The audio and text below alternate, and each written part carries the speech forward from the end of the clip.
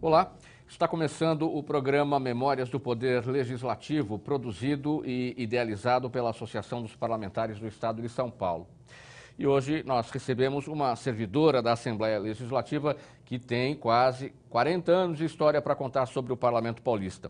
Desirê Sepe de Marco é presidente do Sindalesp, o Sindicato dos Servidores Públicos da Assembleia Legislativa e também do Tribunal de Contas do Estado de São Paulo. Desirê, seja muito bem-vinda a esse programa Memórias do Poder Legislativo. Muito obrigada, é um prazer estar com você e com o nosso público que vai nos acompanhar nesse bate-papo, né? Prazer é nosso, obrigado pela... Quais são os elementos que vão aflorar aqui do nosso diálogo. Estou muito contente de estar aqui com você, viu? Obrigado pela gentileza. Por que você se interessou em seguir carreira na Assembleia Legislativa? Vamos começar por esse ponto. Bom, eu entrei na Assembleia Legislativa no mês de março de 1978. Foi o ano que eu também entrei na Faculdade de Direito, me formei pela USP, entrei na Faculdade de Direito Largo São Francisco e eu tive a feliz coincidência no meu destino de talvez, pode-se falar dessa maneira, de estar no lugar certo estudando, de ter vindo para a Assembleia onde muita movimentação política estava acontecendo, nesse período que eu cheguei, que eu entrei aqui na Assembleia, e depois também com a reorganização dos partidos, a vinda de muitas pessoas que estavam fora do país por motivos políticos, voltaram. Então houve toda uma reorganização da sociedade brasileira e uma abertura política, uma necessidade de discussão, foi o momento da campanha das diretas. Então, esse momento exigiu de todo, não só de mim, mas de todo e qualquer servidor que estava na Assembleia, uma participação maior, mais efetiva e muito mais envolvente, talvez, do que era antes. Se você se recorda, nós tivemos momentos durante o governo militar em que o poder legislativo foi efetivamente silenciado, né? Então, o que se seguiu foi uma grande efervescência. Eu, particularmente, gosto do ambiente público e gosto da administração pública e ter estado aqui naquele momento só enfatizou essa preferência. E também, aqui dentro, quando você está na assessoria de um parlamentar e de uma bancada, você não deixa de trabalhar com direito. Você não trabalha com direito contencioso, mas você trabalha com normas, com limites ao poder de legislar. Né? E o exercício da própria política também requer um pouco de conhecimento do direito. Então, eu acho que isso daí, com o passar do tempo, eu me vi envolvida pelo ambiente e gostava, sentia prazer efetivamente naquilo que eu trabalhava. Aliás, sempre senti prazer em trabalhar na Assembleia Legislativa. Nunca achei aqui um lugar como as pessoas, às vezes, de maneira muito desavisada, pensam que aqui é um lugar onde as pessoas não trabalham, nada disso. Eu acho que a Assembleia é um ambiente sério, os servidores daqui são servidores de primeira categoria, são até hoje, prestam concursos difíceis e não raro, hoje em dia, são aproveitados por concursos mais difíceis ainda em outras esferas do poder público. Claro que os momentos são completamente diferentes. Você chegou na época do regime, hoje nós estamos na democracia, nós tínhamos dois partidos, na época, MDB e Arena, era uma polarização. É verdade. Hoje nós vivemos, apesar da grande quantidade de partidos, também uma polarização. No que converge e no que diverge esses dois momentos? Quando eu entrei na Assembleia Legislativa, eu entrei na presidência, naquela época existiu concurso público, não era o momento, eu vim contratada pela CLT, me lembro até, o meu número de ponto era 414.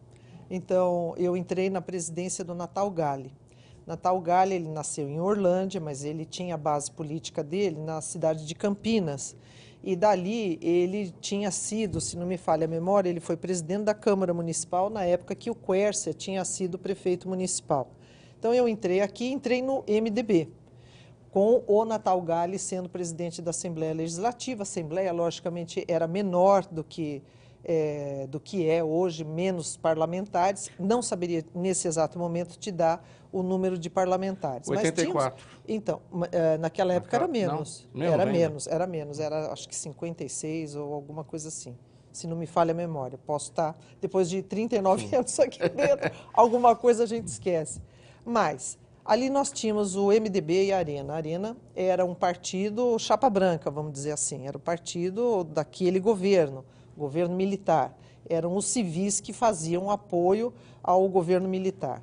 E o MDB, na realidade, ele era o MDB, a história do MDB é uma história interessantíssima, porque ali o MDB ele congregava, na realidade, todos os matizes de oposição ao governo militar. Sim. E aos civis que representavam nos diversos segmentos da administração esse governo. Então, é preciso que se diga uma coisa muito importante. Uma pessoa que foi muito importante para o MDB naquele momento, no momento da abertura, foi o Orestes Quércia, porque o Quércia, naquele momento, dentro do partido, da máquina partidária, o Quércia foi a pessoa que garantiu a legenda para aquilo que seria conhecido como o MDB autêntico. E dentro do MDB autêntico também tinha todos os matizes, todas as cores do pensamento, mais à esquerda do próprio MDB. Então, o Quércia deu essa facilidade. Muita gente que depois veio a formar o PT, logo no seu nascedouro, estava no MDB autêntico e teve a legenda para concorrer graças ao Orestes Quércia. Isso foi o que aconteceu. Depois era o governo do Paulo Egídio Martins, depois teve o governo do Maluf, teve episódios, por exemplo, como o episódio da vontade do então governador Paulo Maluf de mudar a capital. Isso daí também mobilizou a sociedade paulista. Nós tivemos, assim, manifestações aqui dentro e depois manifestações dos professores em diversos momentos do governo Maluf, também do governo do Orestes Quércia, movimentos importantes, movimentos altamente politizados, né? Então, essa polarização, quando ela foi se abrindo, ela foi se dando. Veja, a Arena ela congregava as pessoas que eram representantes de uma economia liberal, eram representantes, assim, eram pessoas partidárias, ainda tinha também a linha dura da Arena, tinha o coronel Erasmo Dias, foi deputado aqui da casa, foi vereador, e era um homem que teve uma atuação destacada naquele momento, anterior a isso, ao meu ingresso aqui, a esse momento histórico ao qual a gente se refere. E, enfim, então a Arena congregava, desde o que hoje, do que já foi o PFL, o que seria o DEM, essas forças de centro-direita estavam todas na Arena. E as forças de centro, mais à esquerda, e à esquerda, efetivamente, elas, e tinham forças, logicamente, à esquerda, que não queriam nem estar no MDB, né? Mas, fundamentalmente, esse foi o papel do MDB, e naquele momento, toda a articulação, daí nasceu o PSDB, um pouco depois, enfim, foi assim. Você falou em momentos altamente politizados nos ambientes aqui da Assembleia Legislativa. O ícone foi logo depois, direto já em 1984, logo depois, não tão perto, mas foi esse o momento? É verdade, eu concordo com você, porque se você pegar, nós estamos falando de 1900 e a sociedade, a bem da verdade, ela teve fluxos e refluxos de manifestação da sua postura e do seu livre pensar. Havia momento que se você se manifestasse demais, você poderia criar uma complicação pessoal sua e terminar sendo preso, enfim. E tinham movimentos que eram organizados, que depois ficaram clandestinos, e nós tivemos companheiros que precisaram sair do país, sofreram tortura. As histórias são muitas, né? Mas, a partir do momento que a sociedade, eu estou te falando dentro do meu prisma e dentro do prisma do que eu era como uma menina de 18, 19 anos, né? Hoje sou uma mulher de 59, então naquele momento eu tinha 19, 18, 19 anos. Então, a partir do momento em que você começa a organizar outra vez o movimento estudantil, existiam movimentos importantes, a Igreja Católica teve um papel fundamental nessa organização da sociedade, que foram os movimentos. Ali dentro nasceu o movimento de Justiça e Paz. O Dom Paulo era um homem aguerrido contra prisões arbitrárias. E muitas vezes Dom Paulo esteve no DOPS. tudo isso interferia no debate político aqui dentro. As greves que aconteceram na Vila Euclides, os estudantes eram, às vezes, chamados para ser segurança da própria greve, além dos operários, a greve dos bancários, tudo se seguiu. Quer dizer, tinha intervalos de tempo? Sim, tinha, mas dentro de um período histórico, aquilo era quase que todo dia, né? Então, a Assembleia Legislativa, ela teve, naquele momento, um papel preponderante, porque dentro desse MDB que eu estou te falando, e já quase do nascimento do Partido dos Trabalhadores, você deve entrevistar muitos parlamentares do PT e muita gente que era do PT, que foram e são servidores daqui da casa, que podem te assegurar isso. Era um momento em que essa bancada do partido PT, por exemplo, recém-criado, funcionava como uma organização de movimentos em momentos de greve. Aqui a Assembleia fazia plantão, se alguém fosse preso, sempre tinha um telefone que tocava, um advogado de plantão. Então, com isso, e aos poucos, essa condição de você expressar o seu pensamento, essas várias tendências da sociedade foram encontrando aqui na Assembleia Legislativa o seu espaço. E isso foi muito importante, porque isso se refletiu na qualidade do mandato do parlamentar naquele momento no plenário, que não era o governo aqui, ele poderia, muitas vezes, quando eu trabalhava no PFL, eu assistia, algumas vezes até o próprio governador, ligar para o líder da bancada e conversar com os deputados, mesmo que fosse por telefone, pedindo apoio a uma ou outra propositura. Eu acho que isso não acontece mais. Quer dizer, esse contato, que era um contato importante, que valorizava o papel, aí independentemente do partido, mas que valorizava a figura do parlamentar, isso se perdeu um pouco. Hoje, provavelmente, o parlamentar ele deve parar o quê? Numa secretaria de governo, uma coisa assim, ou a Casa Civil, eu acho que fica por aí, entendeu? Mas naquela época, os parlamentares, eles tinham uma condição de debate no plenário, tinham debates interessantíssimos. E não era uma questão apenas de você ter um homem ou uma mulher com uma formação universitária. Eram pessoas que tinham uma condição de vida fantástica. Então, você tinha operários. José Sicotti foi operário, estava aqui. Outros também, não é? E tinha gente muito boa. Esses debates de qualidade que você destacou, eles se perderam, não no sentido da qualidade mesmo, mas se perderam no sentido dos temas, uma vez que, com o passar do tempo, a Assembleia Legislativa foi perdendo atribuições e hoje a gente vê isso muito concentrado na Câmara Municipal, que trata das coisas locais, as pessoas moram nos municípios, e a gente vê no Congresso Nacional, que trata dos assuntos macro. É verdade. Eu acho assim, nós temos que pensar, a sua pergunta é uma pergunta profunda. Essa pergunta sua, eu te sugiro fazer um programa só disso, porque isso, inclusive, é uma maneira de você resgatar a história. Veja uma coisa, vou te dar um exemplo. Antes de haver a Constituinte, você tinha o município, ele era quase que um departamento. Ele tinha uma lei única e todos os municípios se conduziam por aquela única lei.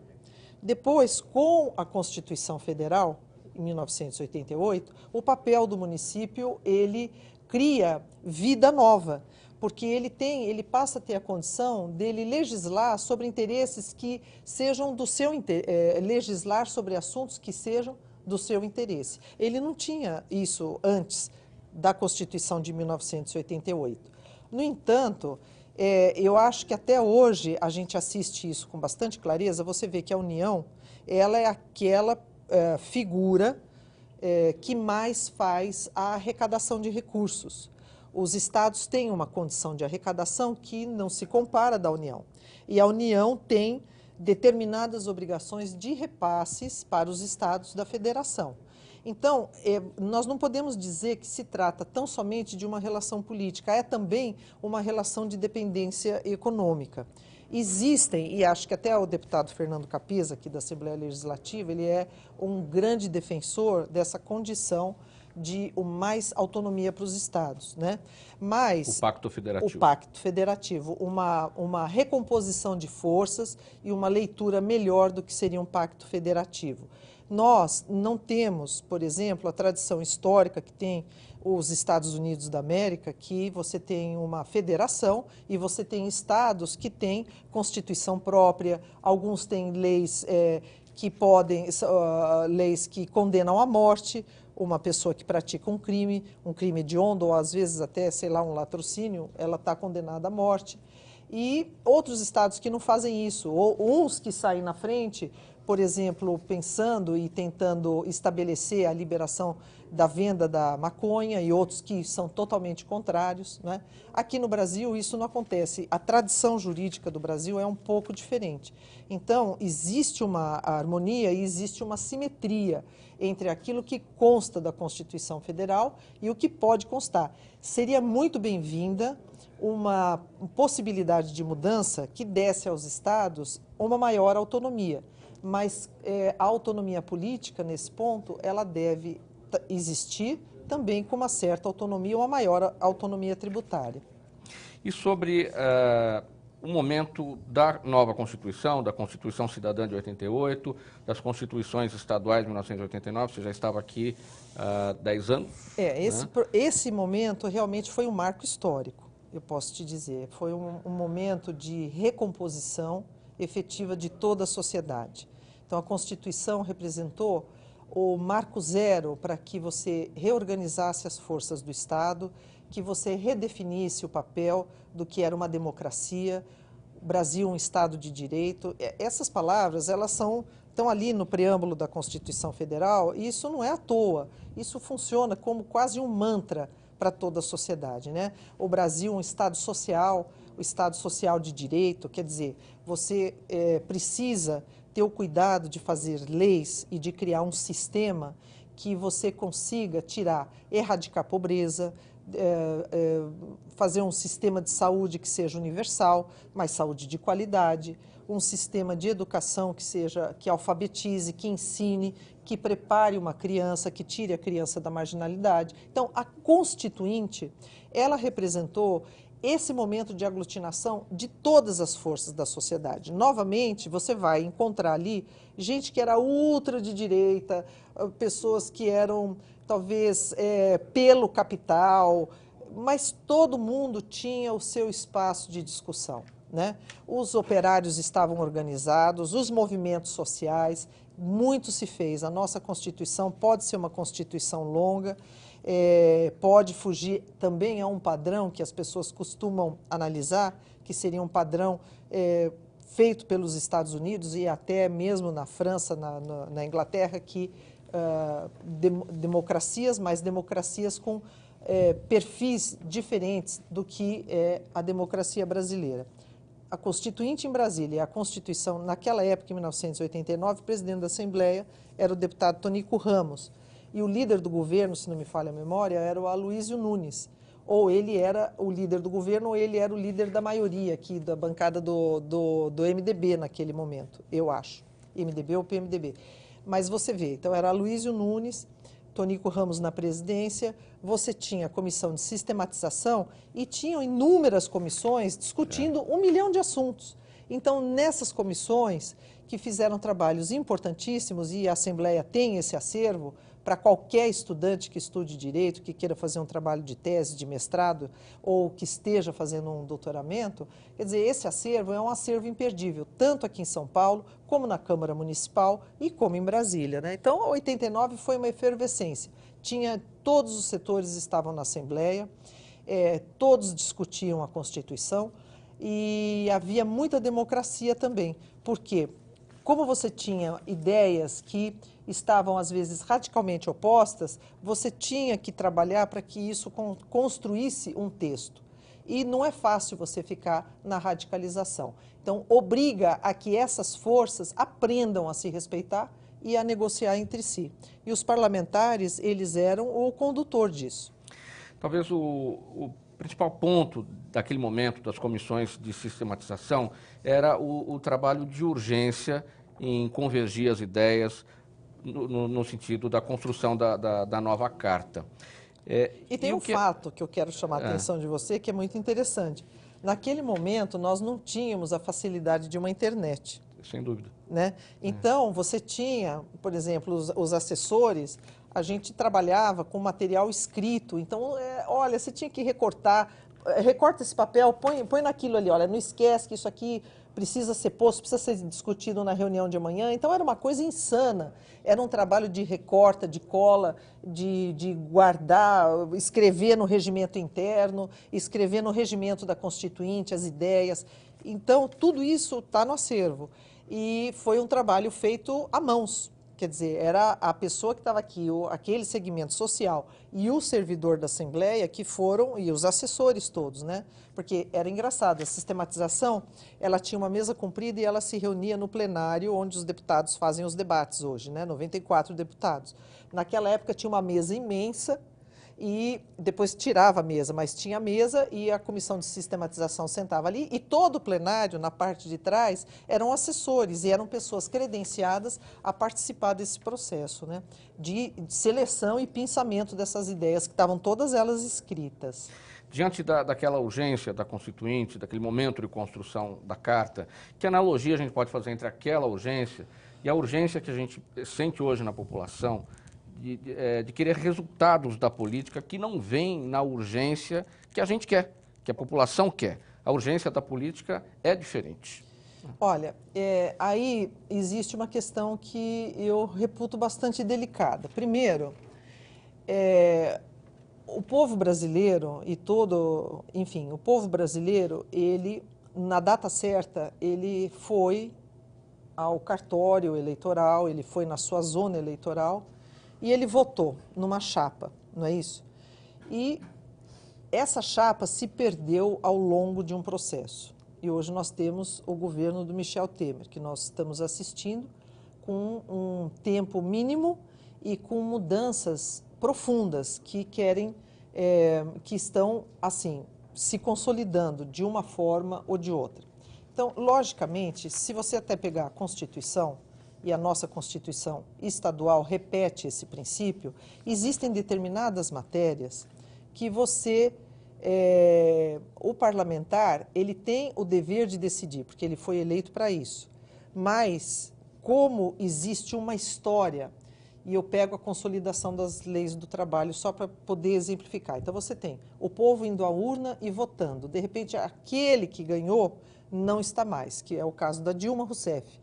E depois você acompanhando a política, naturalmente, isso não precisa também ser nenhum catedrático, qualquer pessoa enxerga que essa mulher não foi titular de nenhum crime, ela não cometeu nenhuma alevosia no exercício do mandato dela e ela foi punida e foi retirada do poder. Quer dizer, isso as pessoas podem tratar como quiser, mas o fato é que isso é um golpe dentro de um regime democrático. A democracia o que é? É você ir escolher o teu representante e você dá para ele, segundo a própria Constituição, a investidura num poder para ele governar por um período de tempo. Isso, no caso dela, lhe foi retirado. E aí temos o Michel Temer.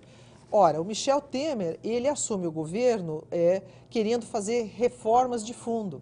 Você mexer com a Previdência e você ter a perspectiva na tua vida de trabalhador. Falo de uma pessoa que acorda todo dia de manhã, que enfrenta um transporte que nem sempre é fácil, que tem os filhos e a família que às vezes estão expostos a um sistema de ensino e a um atendimento de saúde que não são satisfatórios e ainda por cima você tem dentro do teu horizonte a perspectiva de você não se aposentar, é uma coisa muito difícil. Então, o que manda o bom senso e o processo histórico é que você discuta esses temas de uma maneira mais lenta. E não pode haver aí um sufoco como se toda a economia de um país como o Brasil, que é um país riquíssimo, dependesse disso para sobreviver. Então, é um ônus para o trabalhador, para o servidor público, isso ser posto nas costas como quem dissesse, olha, o servidor público é que é culpado por toda a crise, certo? É o juiz que está lá, que tem não sei quantos mil processos para ver que é culpado por essa crise. Não é bem assim. A crise, ela é feita por ela é motivada por uma sucessão de erros, mas também, por outro lado, a própria população assiste um comportamento político que não é recomendável diante de mudanças profundas. Seria bom que a sociedade tivesse a oportunidade de se manifestar. teriam ideias criativas, teria gente que trabalha no governo. Eu gosto do que faço. Eu não me preocuparia se estivesse ganhando ou deixando de ganhar, participaria com a maior autenticidade, no sentido de contribuir com ideias, com pesquisa e ver se seria possível fazer uma mudança, um acerto da Previdência ou uma mudança trabalhista que fosse mais lenta e ela representasse de fato uma composição de forças da sociedade e não apenas a satisfação de um segmento, que é como a gente está fazendo a leitura desse momento.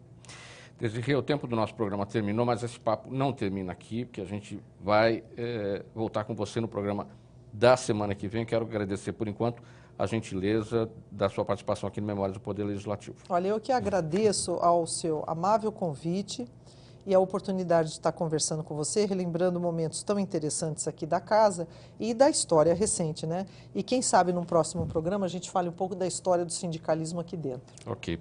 Esta Desirê Sepe de Marco, presidente do Sindalesp, o Sindicato dos Servidores Públicos da Assembleia Legislativa e também do Tribunal de Contas do Estado de São Paulo, 40 anos, servidora da Assembleia, contando as suas memórias aqui no programa Memórias do Poder Legislativo, que volta com a gente na semana que vem. Obrigado pela audiência e até lá.